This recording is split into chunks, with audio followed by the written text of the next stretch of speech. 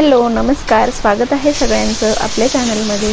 तर इथे माझा सकाळी स्वयंपाक चालू आहे। तर मी मस्त अशी आज कारल्याची भाजी आणि वरण भाताचं कुकरही लावून दिलेलं आहे आणि पीठही माझं भिजवून झालेलं आहे। तर मी अगोदर असंच करत असते, स्वयंपाक करताना सगळ्यात अगोदर मी भाजी करून घेते, पीठ भिजवून घेते आणि त्यानंतर मग भाजी झाल्यानंतरच पोळ्या करत असते। आणि स्वयंपाक वगैरे झाल्यानंतर आता सगळेजण इथं मस्त असे जेवायला बसलेले आहेत आणि शरीवला सगळ्यांसोबत जेवायला खूप जास्त आवडतं आणि ती सगळ्यांसोबत अगदी सगळे जे खातात ते सगळं तिला पाहिजे असतं आणि मस्त जेवण करत असते। त्यामुळे मी शक्यतो तिला एकटीला जेवू घालण्याऐवजी सगळ्यांसोबतच जेवायला देत असते।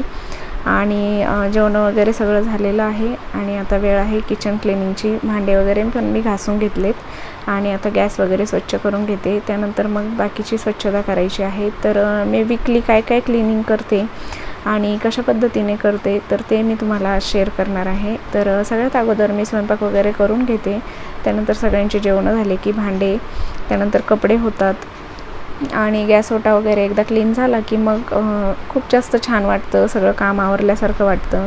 आणि फरशीसाठी मी मावशी लावलेले आहेत, कारण मग खूप जास्त सगळंच काम एकटीने करायचं म्हटलं की जास्त परेशानी होते। आणि इथे मी संध्याकाळच्या वेळी मुलांसाठी मस्त असा ढोकळा बनवणार आहे। तर ढोकळ्यासाठी मी 2 वाटी तांदूळ आणि 1 वाटी हरभऱ्याची डाळ रात्रीच भिजत घातली होती आणि स्वयंपाक वगैरे झाल्यानंतर आता ते मी मिक्सरमधून काढून घेते। आणि संध्याकाळच्या वेळेला मुलांना काहीतरी चटपटीत खायला आणि असं नवीन काहीतरी खायला आवडतं, त्यामुळे मग मी असे छोटे छोटे आयटम त्यांच्यासाठी बनवत असते। तर म्हटलं चला आज ढोकळा बनवूया। तर इथे किचन वगैरे सगळं क्लीन झालेलं आहे आणि ढोकळ्याचं पीठ वगैरेही मी मिक्सरला बारीक करून घेतलेलं आहे। आणि आता कपडे वगैरे जे मी मशीनला लावून दिलेले होते तेही धुवून झालेले आहेत आणि सकाळीच मी बेडशीट आणि काही एक्स्ट्राचे जे मोठे मोठे कपडे आहेत ते धुवून घेतले होते, कारण आज थोडंसं ऊन पडलं होतं। म्हटलं चला ऊन पडलं आहे तर तोच एक चान्स आहे, नुसतं आभाळ येतं आणि पाऊस येत नाही, त्यामुळे मग कपडेही वाळत नाही। तर आता ढोकळ्याचं जे पीठ आहे तर हा ढोकळा मला आमच्या ज्या मावशी येतात त्यांनी शिकवलेला आहे आणि त्या खूप छान करतात। तर त्यांना म्हटलं आज मला तुम्ही ढोकळा बनवून द्या। तर त्यांनी मला तांदूळ आणि डाळ भिजवत घालायला सांगितली होती आणि मिक्सरमध्ये मी ती काढून ठेवली आणि त्यानंतर त्यांनी मला त्यामध्ये जे काही सामान असतं ते त्यांच्या हाताने टाकून दिलं। तर त्यामध्ये त्यांनी 1 चमचा जो खाण्याचा सोडा असतो तो टाकला, 3 चमचे साखर टाकली, त्यानंतर मीठ आणि थोडंसं लिंबू किंवा दही काहीही चालतं, तर माझ्याकडे दही होतं तर ते दही त्यामध्ये टाकलं आणि छान प्रकारे मिक्स केलं। तर त्यांच्या हाताने त्यांनी सगळं मिक्स वगैरे मला करून दिलं आणि आता तसंच ते ठेवून दिलेले आहे। सकाळचे 11 वाजलेले असतील त्यावेळेला मी ते सगळं मिक्स करून ठेवलेलं आहे आणि बाकीचे कामही माझे चालू आहेत। मावशी पण आलेले आहेत, त्या त्यांचं झाडून फरशीचं काम करतात आणि त्यानंतर माझी इथे थोडीशी क्लिनिंग चालू आहे। तर मी बाकीचे जे कामं आवरले त्यासोबतच हेही काम करून घेते, नाही तर मग एकदा जर का आपण आराम करायचं म्हटलं की मग बाकीचे कामं हे तसेच राहून जातात। तर मी लगेचच्या लगेचच सगळी क्लिनिंग इथे करून घेत असते। जे छोटे छोटे पार्ट असतात मी पार्ट वाईज क्लिनिंग करत असते। तर आज मी ठरवलेलं होतं की बेसिन घासणं आणि ड्रेसिंग टेबल, बाकीचे जे टेबल वगैरे काचा वगैरे आहेत घरातल्या, जे आरसे वगैरे आहेत ते सगळं पुसून घ्यायचं। तर अशा पद्धतीनेच मी क्लिनिंग करत असते, काहीतरी एक पार्ट ठरवते आणि मग त्या दिवशी तोच क्लीन करायचा, दुसरी कुठलीही क्लिनिंगला हात लावायचा नाही। त्यामुळे मग आपली जास्त परेशानी होत नाही, आपण थकतही नाही आणि घरही आपलं स्वच्छ राहतं।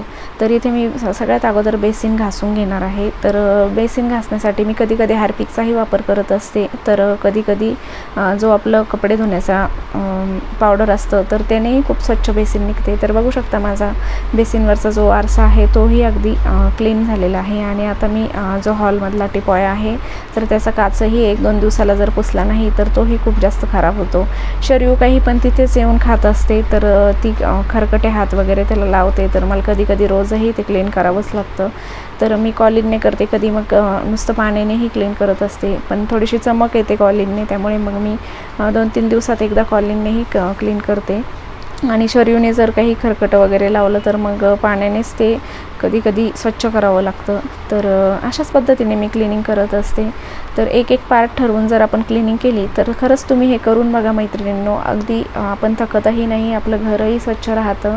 तर उद्या माझ्या क्लिनिंगच्या पार्टमध्ये असणार आहे माझं कपाट आणि जे काही मुलांचे कपडे वगैरे ठेवलेले आहेत ते स्वच्छ करण्याचं काम, कारण तेही खूप खराब झालेलं आहे।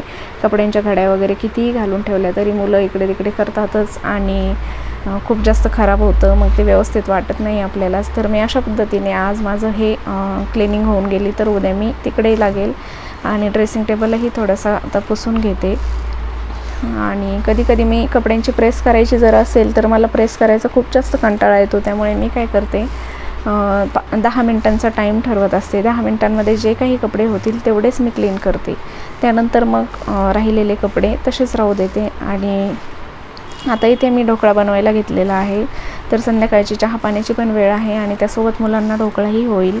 तर ढोकळ्याचं पीठ छान असं फर्मेट झालेलं आहे. त्यानंतर मी ताटाला तेल लावून घेतलं. तुमच्याकडे जर ढोकळा मेकर असेल ढोकळा बनवायचं तर त्यामध्येही छान प्रकारे हा ढोकळा बनतो. कढईमध्ये पाणी उकळत ठेवलेलं होतं आणि ते ताट आता त्यामध्ये ठेवलेलं आहे. वरून एक ताट ठेवलं झाकून आणि त्यानंतर आपलं गृहिणींचा जुगाड सगळ्यांना माहीतच असतं, तर हे ताट ह्याच्यामधून वाफ येऊ नये म्हणून मी जो काही खलबत्त्यावरची जी मुसळ असते तर ती त्यावरती ठेवून दिलेली आहे. आणि छान असा ढोकळा वाफवून घेणार आहे. आणि चहा पण मी एक साईडनं ठेवून घेतलेला आहे, पण ढोकळा होण्यासाठी थोडा वेळ आहे, त्यामुळे म्हटलं चला आता एकदा आपण चहा घेऊया आणि त्यानंतर जेव्हा ढोकळा होईल तेव्हा मुलं अगदी आनंदाने ते खातील. आबाईचं संध्याकाळी ट्यूशन असतं, त्यामुळे मग तो असं काहीतरी हलका फुलका नाश्ता करून ट्यूशनला जात असतो. आणि ढोकळा इथे रेडी होतो आहे तोपर्यंत इथे आमचं बाहेरच कढीपत्त्याचं झाड लावलेलं आहे, तर म्हटलं चला ताजा कढीपत्ता तोडून तोच कढीपत्ता त्यामध्ये फोडणीसाठी मी घालणार आहे. तर हा ढोकळा तुम्ही करून बघा, खूप छान लागतो. अगदी आपण जो बेसन पिठाचा ढोकळा बनवतो त्याहीपेक्षा याची टेस्ट अगदी मस्त लागते. तर खरंच तुम्ही एकदा करून बघा मैत्रिणींनो, आणि कसं झाला मला कमेंट सेक्शनमध्ये ज़रूर सांगा. तर ढोकळ्याच्या फोडणीसाठी मी इथे जिरे मोहरी आणि हिरवी मिरची कढीपत्ता टाकून घेतलं. त्यानंतर त्यामध्ये पाणी ॲड करून 1 चमचा आपल्याला साखर टाकायची आहे आणि पाणी उकळलं की गॅस बंद करायचा. आणि इथे ढोकळा थंड झाला आहे, त्यावरती मी थोडंसं मिरची पावडर जे असतं ते भुरभरून घेतलं आणि त्यानंतर जी फोडणी झालेली आहे ती फोडणी त्यावरती टाकून घ्यायची आहे आणि झाला आपला ढोकळा रेडी. खरंच मला हा ढोकळा मावशींनी 2-3 वेळा खाऊ घातला, मला तर खूप जास्त आवडला. त्यांना म्हटलं मला हा शिकायचाच आहे तुमच्याकडून, तर आज मी करून बघितला. खरंच मला जमला. फक्त मी जे काही सामान आहे फर्स्ट टाईम करत होते, त्यामुळे मग त्यांच्याकडून सगळं टाकून घेतलं. आणि बघू शकता ढोकळा खूप छान असा स्पंजी आणि टेस्टला तर अगदीच मस्त आणि सगळ्यांनाही खूप जास्त तो आवडला. आणि आता शरीव बेबी ढोकळा एन्जॉय करते. शरीवच्या पप्पांना पण मी दिलेला आहे आणि अभय ढोकळा खाऊन ट्यूशनला गेलेला आहे. चला तर मग व्हिडिओला इथेच एंड करते. बाय.